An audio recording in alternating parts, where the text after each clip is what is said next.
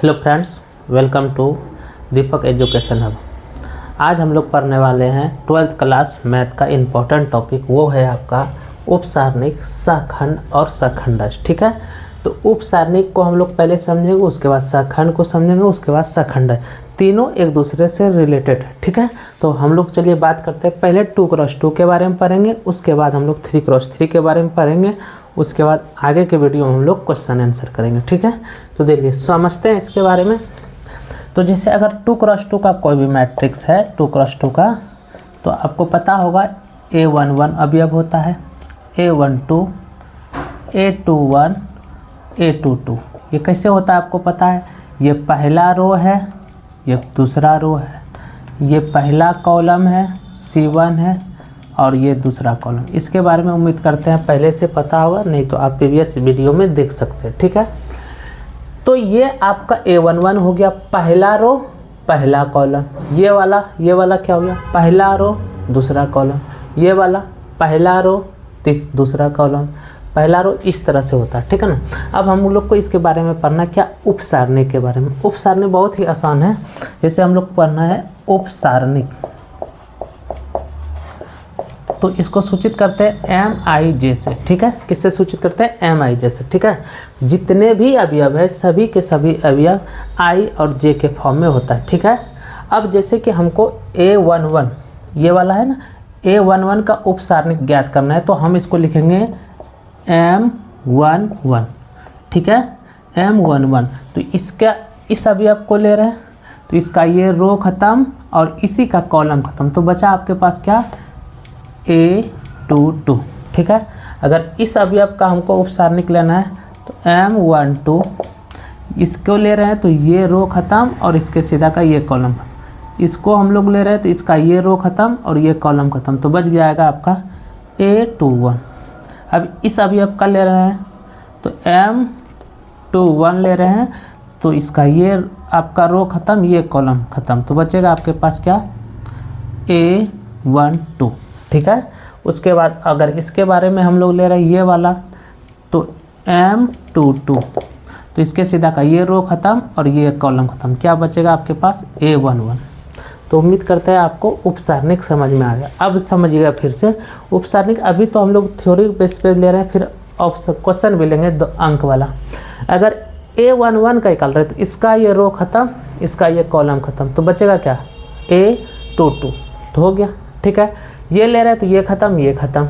ये वाला ले रहे हैं तो इसका ये रो खत्म, जिस अवयव को ले रहे हैं उस अवयव का रो खत्म और कॉलम खत्म। ठीक है, अब देखिए, लेकिन जब लिखना होगा तो इसको कैसे लिखेंगे, तो इस तरह तो नहीं लिखेंगे ना, हमको लिखना होगा इस रूप में। उपसारणिक को किस रूप में लिखना होगा, A11 का, तो यहाँ पे हो जाएगा A22, इसके बाद A21, A12 और A11, ये हो जाएगा। ठीक है, अब हम लोग समझते हैं कि सहखंड क्या होता है, कैसे होता है। तो चलिए इस पे हम एक उदाहरण ले सकते हैं। एक संख्या के तौर पे हम लोग उदाहरण लेते हैं, जैसे कि A कोई अवयव है 3, 4, 6, 7। ठीक है, इसका उपसारणिक ज्ञात करना है, बहुत आसान है उपसारणिक ज्ञात करना है। तो उपसारणिक इसका ज्ञात करना है, उपसारणिक तो MIJ जो होगा। अब इसका अवयव क्या है, आपको ये जगह पोजीशन पता है क्या होता है, M11 होता है, इसका रो खत्म कॉलम खत्म, क्या बचेगा, 7। इसका निकालना है तो M12, तो इसका रो खत्म कॉलम खत्म, क्या बच जाएगा, 6 बच जाएगा। ये वाला निकालना है 1, 2, 1, ये खत्म, बच जाएगा ये वाला 4। और उसके बाद ये वाला निकालना है M22, तो इसका ये खत्म, ये वाला निकाल रहा है ये खत्म, ये कॉलम खत्म, ये बच जाएगा आपका 3। तो ये होता है आपका उपसारणिक। उपसारणिक बहुत ज़्यादा इंपॉर्टेंट नहीं है, आपसे इस चैप्टर में ज़्यादातर पूछा जाता है आपको सहखंड और कोफैक्टर। ठीक है ना, तो इसके बारे में हम लोग समझते हैं आगे।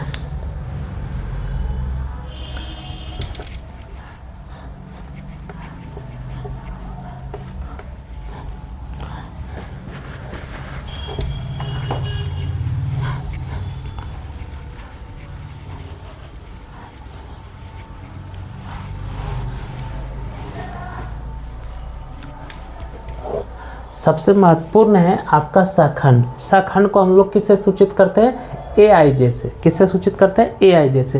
तो देखिए ये बहुत आसान है। जैसे 2x2 में ही हम लोग पहले समझने का प्रयास करते हैं कि A11 है, A12 है, A21 है, A22 है। ये कोई अवयव है, इसको हम लोग सहखंड ज्ञात करते हैं। तो देखिए समझते हैं सहखंड, सहखंड जो होता है वो ए और आई जे के रूप का होता है। किसका? बड़ी वाला ए से सूचित करते हैं, ठीक है। अब हमको निकालना है इसका सहखंड, A11 का सहखंड। तो A11, तो इसमें भी वही है, उपसारणिक के तरह ही है, थोड़ा सा इसमें चिन्ह का ध्यान रखना पड़ता है। A11 ये रो खत्म, ये कॉलम खत्म, बचेगा क्या? 1 2 2। लेकिन एक बहुत इम्पॉर्टेंट बात आपको यहाँ पे ध्यान रखना है कि यहाँ पे आई और जे का मान कितना हो रहा है? जोड़ के देखिए, आपको पहले से भी पता होगा, अगर -1 पे पावर कोई भी सम संख्या है तो रिजल्ट प्लस में 1 मिलता होगा। -1 पे पावर अगर कोई भी विषम संख्या है तो इसका रिजल्ट क्या मिलता है? -1 मिलता है। उसी प्रकार से आपको मन आपको ये जोड़ के देखना होता है कि -1 पे पावर 1 + 1, ठीक है। तो इसमें क्या हो जाएगा? 2 हो जाता है। तो -1 पे पावर 2 × A22, तो इसका हो जाता है आपका 1 और वो प्लस हो जाएगा, प्लस के कारण यहाँ पे A22।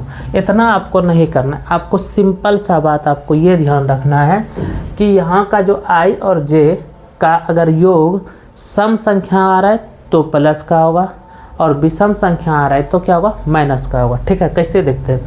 अब यहाँ पे देखिए, इस अवयव का ये हो जाएगा। अब इस अवयव का ले रहे हैं A12, तो आप यहाँ पे जोड़ के देखिए, 2 1 3 विषम संख्या है तो माइनस होगा। और किस अवयव का ले रहा है? ये वाला का ले रहा है, तो इसका ये आपका कॉलम खत्म, और इसके सीधा का ये रो खत्म, इसके सीधा का ये कॉलम खत्म, बचेगा क्या? A21, ठीक है। इसके बाद हम ये वाला अवयव को लेते हैं, तो A21, ठीक है। तो यहाँ पे आप देखिए 2 और 1 कितना हो गया? 3 हो गया, तो विषम संख्या हो गया, माइनस हो जाएगा। तो उसके बाद इस अवयव को ले रहे हैं, इसका ये रो खत्म, इसका ये कॉलम खत्म, तो बचेगा क्या? ये वाला अवयव बच जाएगा A12, ठीक है, A12। अब उसके बाद किसका बारी आएगा? इसका आएगा। तो यहाँ पे आएगा A22। तो आप देखिए कि जोड़ के देखिए, 2 और 2 कितना हो गया? 4 4 एक सम संख्या है तो चिन्ह क्या होगा? प्लस, इसके सीधा का ये रो खत्म और इसका सीधा का ये कॉलम खत्म, बचेगा क्या? ये वाला। तो A11। तो उम्मीद करते हैं ये समझ में आ गया, ठीक है। तो ये आपका क्या है? ये आपका है सहखंड। ये क्या है? सहखंड। इसको हम लोग लिखेंगे तो कैसे फाइनल लिखेंगे? यहाँ पे लिखेंगे A11 के सीधा में क्या आया है? A22 आया है। उसके बाद माइनस का A21, उसके बाद माइनस का A12, उसके बाद A11। तो ये हो गया, ठीक है। इसका अगर हम लोग बात कर रहे हैं उदाहरण के तौर पे, तो सिंपल सा बात है। उदाहरण कैसे आ जाएगा? तो उदाहरण जो आपका आएगा,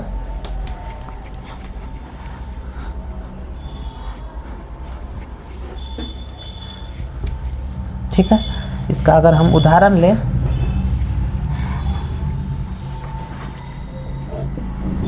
तो उदाहरण इसका जो आ जाएगा बहुत ही इम्पोर्टेंट, बहुत ही नॉर्मल है। A2 3 4 5, इसका हमको क्या निकालना है? सहखंड निकालना है। इसका क्या निकालना है? सहखंड। सहखंड तो कुछ भी नहीं है, इसको ले रहे हैं, ए वाला अभी आपका ले रहे हैं, AIJ के रूप में सहखंड होता है, तो A11 ले रहे हैं। तो इसके वाला ये रो खत्म, ये कॉलम खत्म, बचेगा क्या? 5। लेकिन महत्वपूर्ण बात इसमें यही है, इसमें दोनों में अंतर सिर्फ एक चीज़ का है कि उपसारणिक माइनर जो है नॉर्मल हो जाएगा, और आपका सहखंड जो है कोफैक्टर, उसमें चिन्ह का ध्यान रखना होता है। तो एक A11, 1 + 1 कितना? 2 सम संख्या है तो चिन्ह क्या हुआ? प्लस। प्लस लिखे या ना लिखे कोई दिक्कत की बात नहीं है। उसके बाद यहाँ का पोजीशन क्या होता है? A12। तो आप देखिए कि 2 और 1 कितना हो गया? 3 3 एक विषम संख्या तो चिन्ह होगा माइनस, ये वाला खत्म, इसका ये कॉलम खत्म, और इसका सीधे का रो खत्म, कॉलम खत्म, तो बच जाएगा क्या? 4। उसके बाद A21, तो यहाँ वाला 21 है, तो इसका ये रो खत्म, ये कॉलम खत्म, तो बचेगा क्या? 3। लेकिन सबसे इम्पोर्टेंट बात है कि यहाँ पे क्या है? 2 और 1 3 3 क्या है? एक विषम संख्या है तो चिन्ह क्या हो जाएगा? माइनस। उसके बाद इस वाला को लेंगे A22, तो इसका ये रो ख़त्म और ये कॉलम ख़त्म, तो बचेगा क्या, सिर्फ 2। तो उम्मीद करते हैं ये समझ में आ गया होगा। 2 क्रॉस 2 को अगर आप समझ लिए तो 3 क्रॉस 3 बहुत ही आसान है, कोई दिक्कत की बात नहीं है। अब समझते हैं कि तरीका क्या हो। जो बात समझिएगा, जो उपसारणिक है उसी का सहखंड होता है, सिर्फ चिन्ह का ध्यान रखते हैं, और जो सहखंड होता है उसी का ट्रांसपोज कर देते हैं तो वो हो जाता है आपका एडजॉइंट। तो एडजॉइंट देखिए नॉर्मल है कि कोई भी एरो में अगर आपका A11, A12, A13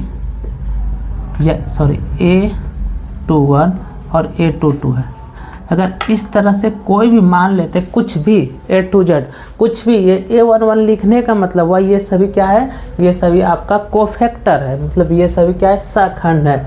और इसी को अगर हम लोग ट्रांसपोज कर देंगे, इसी को क्या कर देंगे, ट्रांसपोज कर देंगे, तो ये जो है आपका ट्रांसपोज मतलब परिवर्त कर देंगे, रो को कॉलम बना देंगे, तो ये आपका हो जाएगा एडजॉइंट।